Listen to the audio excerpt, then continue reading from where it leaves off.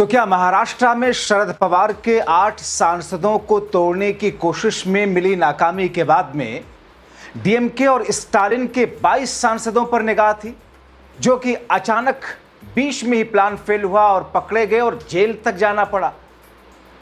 स्वागत है आप सभी का। आप देख रहे हैं द राजनीति का विशेष सेगमेंट खबर और विश्लेषण। मैं हूं जब्बार खान। दोस्तों, क्या ऑपरेशन परिसीमन या operation delimitation Bharatiya Janata party की केंद्र की मोदी सरकार के लिए इस कदर महत्वपूर्ण हो गया है कि अगर वो नहीं हुआ तो फिर आगे की जीत सुनिश्चित हो ही नहीं सकती है, चुनाव आयोग एजेंसियों के होने के बावजूद भी। और इसीलिए हर हाल में 2/3 सांसदों को लोकसभा में जुटाना जरूरी हो गया। मगर दोस्तों, तमिलनाडु में के स्टालिन वाले डीएमके के 22 सांसदों को तोड़ने की कवायद के बीच में ये जेल वाला ट्विस्ट कैसे आ गया? दोस्तों, तमिलनाडु की राजनीति में इस वक्त भारी बवाल है। डीएमके के वरिष्ठ नेता को 3 जुलाई को, यानी कि अब से थोड़ी देर पहले, गिरफ्तार कर लिया गया। यह कार्रवाई मद्रास हाईकोर्ट की सहमति के तुरंत बाद की गई। मतलब एक तीर से थलपति और राहुल के गठबंधन वाली सरकार ने कई निशाने साधे।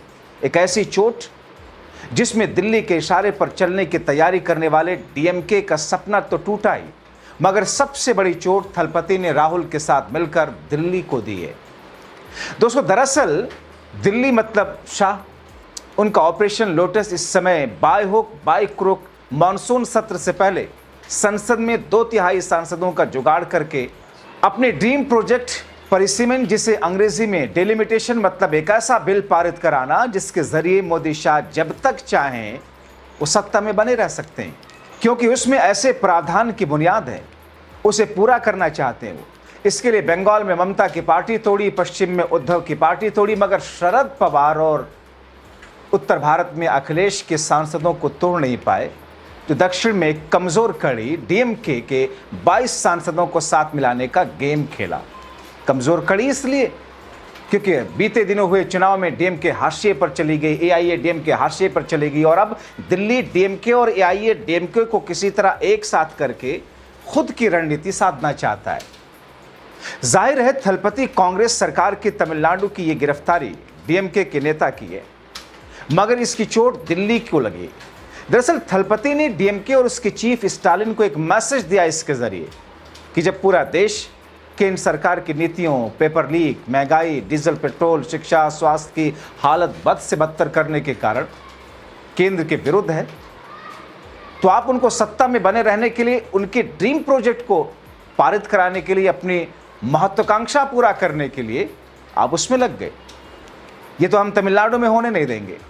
अब दोस्तों जरा डिटेल बताता हूं। दरअसल शाह का निशाना स्टालिन के डीएमके के 22 सांसद, जिन्हें किसी भी तरीके से आप समझ लीजिए डरा कर, धमका कर, लालच देकर केंद्र में मंत्रिपरिषद की, तमिलनाडु में एक नया गठजोड़ तैयार करके डीएमके के लिए भी एक नई राह का सपना दिखाकर दिल्ली अपना निशाना साध रही है, जिसे थलपति और कांग्रेस ने ध्वस्त किया। जल्दी से गिरफ्तारी की डिटेल बताते हैं कि उसके बाद डीएमके के और शाह के दिल्ली के लिंक से पर्दा हटते हैं, क्योंकि क्या है उसके बीच की कहानी। दोस्तों, थलपति और कांग्रेस सरकार ने डीएमके और दिल्ली के प्लान को ध्वस्त करने का संकेत देते हुए डीएमके के वरिष्ठ नेता अनिता आर राधाकृष्णन की गिरफ्तारी की। यह कार्रवाई मद्रास हाईकोर्ट की असहमति के तुरंत बाद की गई। राधाकृष्णन पर हालांकि ये मामला दोस्तों दरअसल एक मानहानि केस से जुड़ा हुआ है, लेकिन दरअसल सख्त होकर के डीएमके के ऊपर थलपति सरकार ने एक संदेश दिया है कि आप जो पर्दे के पीछे जो खिचड़ी बना रहे हैं उसकी जानकारी हमें पूरी है। दरअसल तमिलनाडु के मुख्यमंत्री और टीवीके के प्रमुख थलपति विजय या जोसेफ विजय, जिनके खिलाफ में अपमानजनक और भड़काऊ टिप्पणी करने का एक ऐसा अपराध किया उन्होंने। इतना ही नहीं दोस्तों, स्टालिन ने टीवीके सरकार पर पक्षपात का आरोप लगाते हुए एक और दांव चला। उन्होंने एक पुराना मुद्दा उछालते हुए पूछा कि श्री वैकुंठम में टीवीके के एक विधायक के खिलाफ सामूहिक दुराचार पीड़िता द्वारा दर्ज कराई गई शिकायत पर सरकार ने ऐसी तत्परता नहीं दिखाई। अगर मानहानि पर गिरफ्तारियां होने लगे तो आज के मंत्रियों का ठिकाना जेल ही होगा। इसके साथ ही डीएमके सांसद कनिमोझी ने भी इस कार्रवाई पर विरोध जताते हुए सोशल मीडिया पर क्या लिखा वो भी बताता हूं। वो लिखती हैं कि यह कार्रवाई पूरी तरह अराजक प्रतिशोध से प्रेरित है। राधा कृष्णा को उस समय हिरासत में लिया गया जब वो अपने निर्वाचन क्षेत्र में विकास कार्यों का निरीक्षण कर रहे थे। ये सरकार विपक्ष को दबाने के लिए दमनकारी हथकंडों का इस्तेमाल कर रही है। अब दोस्तों, दरअसल देखने में तो ये मामला डीएमके वर्सेस टीवीके के बीच का लग रहा है। देखने में तो ये मामला महज एक मानहानि का केस लग रहा है, लेकिन कहानी इससे इतर की है, क्योंकि थलपति जानते हैं कि उन्हें करना क्या है। क्योंकि बात सिर्फ मानहानि की नहीं है, बात इससे कहीं आगे और राजनीतिक तौर पर दगा और जनहित लोकतंत्र विरोधी कार्यों से जुड़ा हुआ है, जिसकी जड़ दिल्ली से जुड़ी है।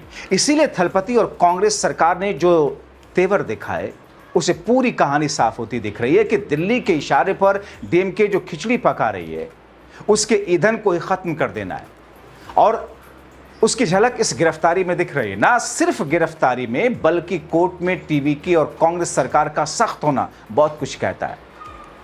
इस पर हाईकोर्ट ने जो टिप्पणी की दोस्तों, वो डीएमके और उनके लिए दिल्ली वाले आखाओं को कचोक रही होगी। हाईकोर्ट ने राधाकृष्णन की जमानत का विरोध करते हुए कहा कि एक 7 बार के विधायक को पूर्व मंत्री से उम्मीद नहीं की जा सकती कि वो एक निर्वाचित मुख्यमंत्री के खिलाफ इस तरीके से आपत्तिजनक और भड़काऊ भाषा का प्रयोग करे।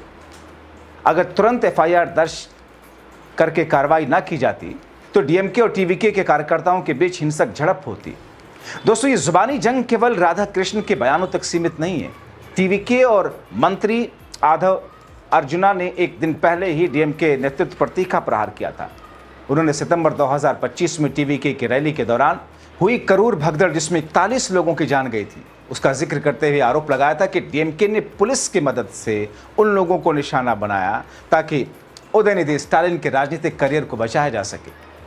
उन्होंने धमकी भरे लहजे में कहा था कि मुझे करूर मामले का हिसाब चुकता करना है और कानून अपना काम करेगा।